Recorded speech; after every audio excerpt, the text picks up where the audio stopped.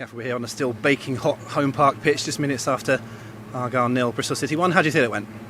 I thought it went quite well. I thought for at least 3/4 of the game we played really well and caused Bristol City loads of problems, created chances, and arguably were the better team for 75 minutes. I think the substitutions and the changes kind of interrupted our flow, which happens in pre-season. That's natural. And then unfortunately we got punished for a mistake that we made by top quality championship striker. So yeah, but overall loads of positives to take from it. You almost look at the first half as it's a game in itself, don't you, today, because of so much happened at the break and afterwards. It was a game in which there were a lot more chances than on Tuesday night. Can you put your finger onto why it was just such a more open game? I thought we controlled the turnovers better today, so when we won it back off Bristol City we weren't as careless as we were on Tuesday, so we created more chances.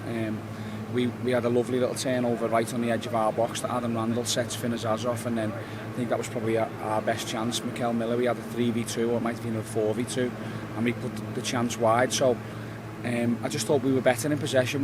We looked a little bit sharper than them going forward, especially in the first half, and yeah, created some really good opportunities. Unfortunately we just didn't have that ruthless edge that we would like to make one of them chances count.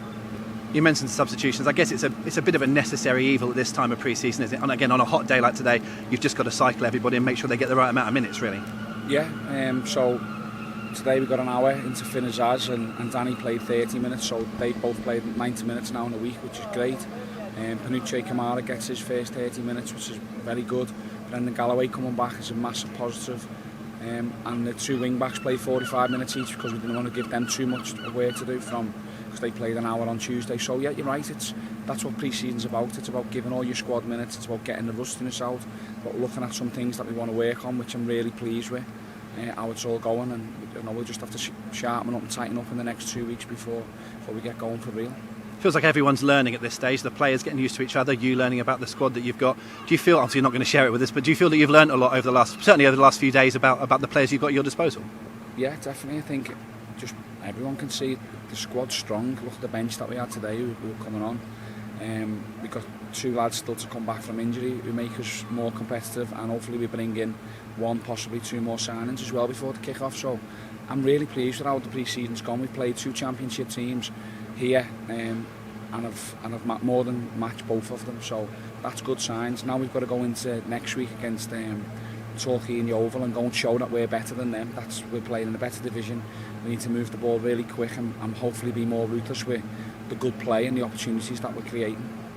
Just finally, there were nearly 6,000 people inside Home Park today. Does it just whet the appetite for 2 weeks' time? It does, yeah. It's I can't wait for it to come back for real and get the atmosphere going and the butterflies in your stomach and get the adrenaline going. Obviously the pre-season is what it is, as you've just said. We've got to get out of it what we need to get out of it.